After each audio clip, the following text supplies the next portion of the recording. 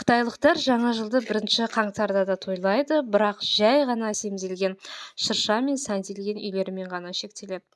Ал өздерінің қытайлық жаңа жылды 1 қаңтарға қарағанда ауқымды және бүкіл аймақта қамтитын болады. Яғни мерекені олар үйде тойлайды дәстүр бойынша. Барлық отбасылар әулеттің үлкен үйінде жиналады.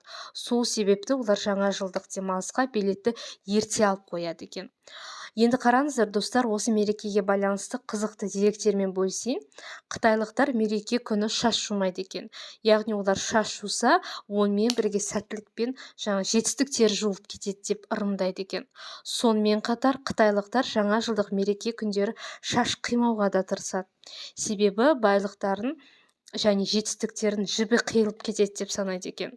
Және тағы да бір қызық дерек, ол қытайлықтар келген қонақтарға ұсынатын лапшасы әдеттегіге қарағанда ұзынырақ болады.